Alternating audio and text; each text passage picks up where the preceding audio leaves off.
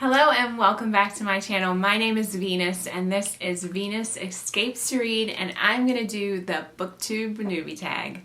Let's go.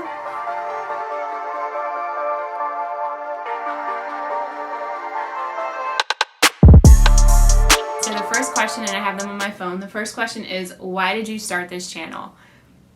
Just like most people, I have no one to talk about all of these books that I read.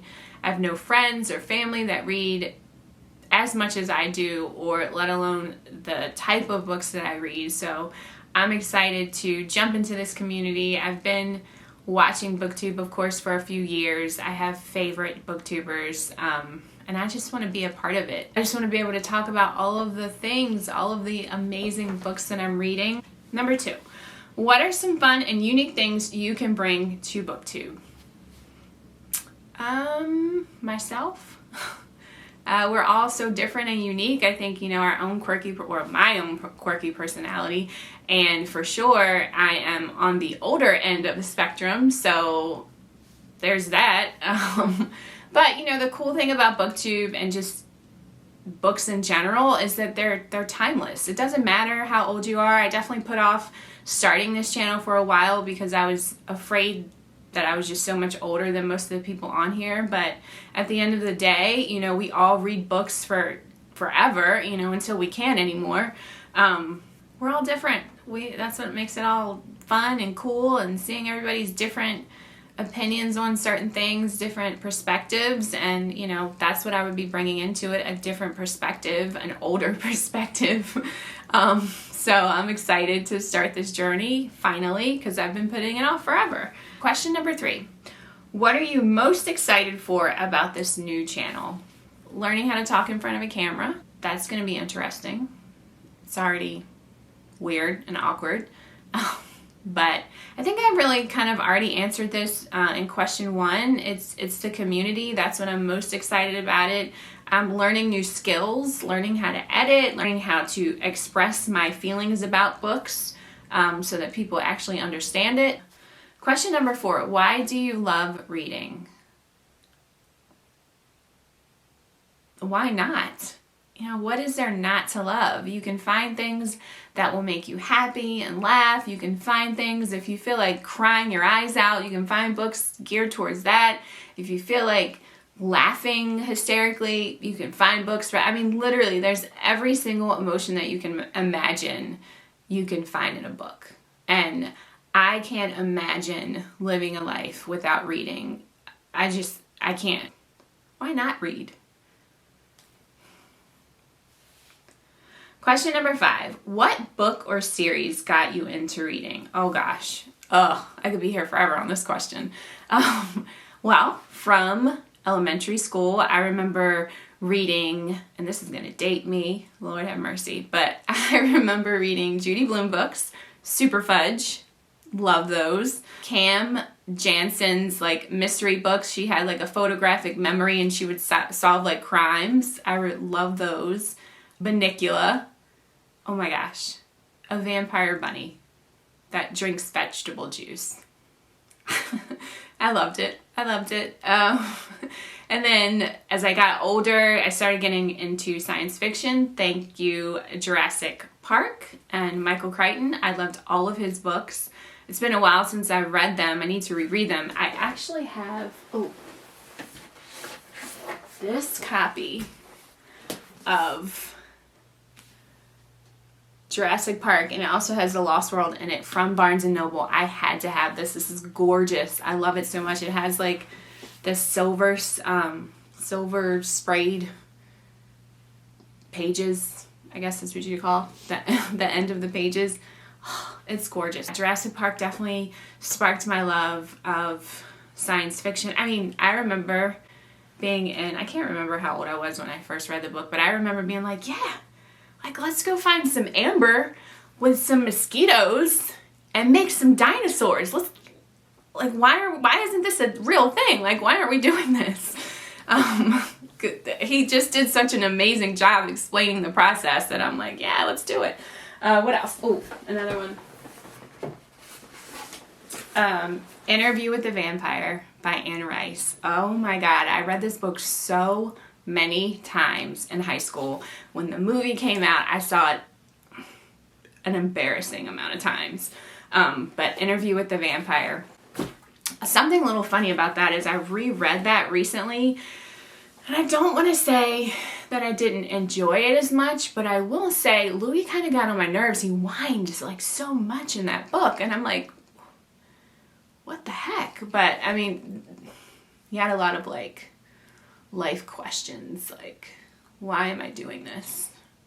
Yeah, Interview with the Vampire. It's another book. I read a lot of Michael Connelly books. Those were like crime mystery books. I know the Harry Bosch series with the, I love those books because it has the perspective of the detective. There's a journalist in there. Some of his books has the lawyer perspective, and I just feel like Michael Connelly does such an amazing job of doing a lot of research for just in that crime element of it. I feel like he used to be a reporter. I can't remember. I used to know a lot of stuff about him, but it's been a while since I've read his books. But Michael Connelly book. I also read a lot of historical romance in high school. Jude Devereux, Judith McNaught, Bertree Small. Okay, let me ask this question. So there's and nobody's going to answer it because probably 4 people are going to see this video, but I loved Bertree Small books. Like, that is what her books got me so obsessed with historical romance. The settings, the characters, the storylines, they were all so good.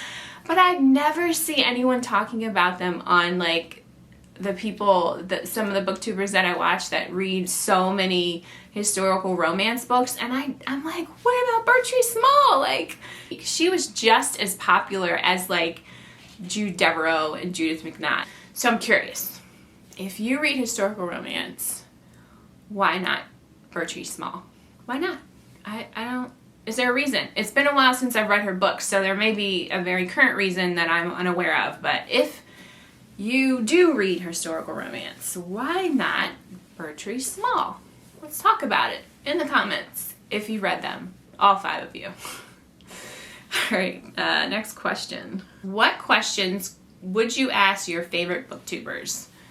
Can we be friends? Please? No. Well, yeah, I would ask that, totally. But also, probably after like gushing about, you know, their content, how much I love them, and thanking them for putting out their content, and just giving me even more passion for loving books and discovering new books that they recommended, I would definitely have a lot of logistical questions about editing, time management, scheduling, how you come up with ideas, you know, things like that. Those are after all of the love and admiration. After all of that is out of the way, it would probably be a lot of logistical questions, skill questions, and when can we plan a buddy read together? Okay. Question number 7. What challenges do you think starting a booktube channel will be the hardest to overcome? The hardest thing to overcome for me is going to be talking in front of the camera and not stumbling over my words. You don't even know how many things that I'm going to have to edit out of this video because I keep screwing up. So that is going to be the hardest thing to overcome initially. And then after that, probably editing and then coming up with original ideas. But I mean, booktube is mostly TBRs, wrap-ups. You know, it's pretty standard, but still, you know, trying to come up with fresh eyes, fresh perspective on certain things. But the hardest thing for sure is going to be talking in front of the camera. I should have a blooper reel. I should have a blooper reel. You guys would laugh. It's entertaining. It is, because I've messed up a bajillion times. All right. Number 8. When did you start reading? Oh gosh. I mean, when did I start like reading for love or like reading for comprehension? Reading for love, you know, it was definitely in elementary school and I kind of already talked about some of the series that I loved. So to answer this question, when did I start reading? Was in elementary school, probably like 2nd grade, and I haven't stopped since. Question number 9, where do you like to read? Everywhere. I have some form of a book with me at all times, whether it's a physical copy, an ebook, an audiobook when I'm in the car or doing laundry or cleaning. I am reading some form of a book no matter where I am. It could be in the car, like I said, doing errands. It's going to be in line if I'm waiting in line somewhere, waiting in the doctor's office. I have a book with, and I've been like that my whole life. Before ebooks were even a thing, I had a physical copy of a book in my book bag or in my purse at all times. So I read everywhere.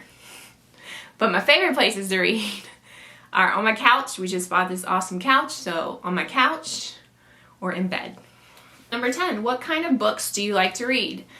I read, oh my gosh, so many genres. I am definitely a mood reader. It's very hard for me to stick to my TBR. That was one of the goals that I had this year was to actually create TBRs to try to get back. I have a lot of books on these shelves that I need to read instead of buying new ones and getting them from the library.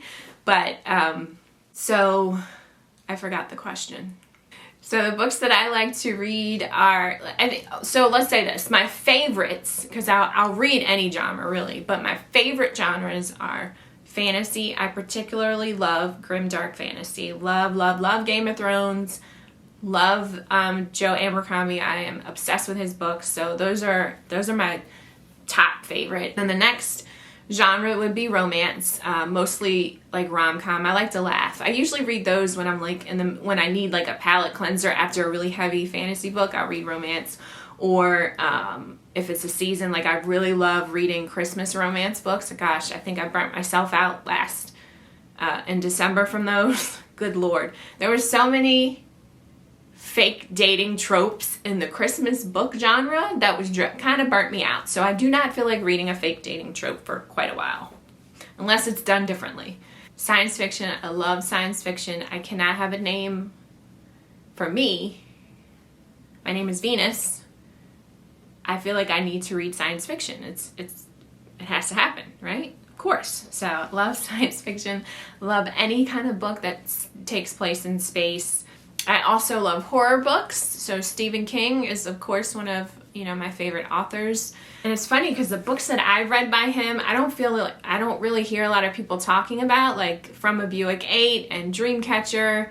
Those are like some of my favorite books. I'm really loving Grady Hendrix too. Speaking of horror, I loved the Southern Book Club's Guide to Slaying Vampires. I loved that book. I love that book so much. And then My Best Friend's Exorcism was my second favorite. I did not like Final Girls. Oh my gosh, please, let's talk about this. Question number 11, what does your book collection look like? So you can kind of see behind me some of it. I plan on doing a bookshelf tour at some point, so you'll be able to see the rest of it. So that is all of the questions. Thank you so much for hanging with me this whole time. If you're still there, I appreciate it. Hopefully you will like and subscribe if you enjoyed what you saw and you are excited to come along on this journey with me, because I can't wait to make more videos and laugh at myself because, oh yeah, this was fun. So fun. I can't wait to edit them.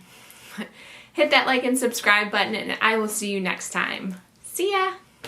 There's similar personalities or exciting personalities that keep you just wanting to read what they're reading. This frickin' answer sucks.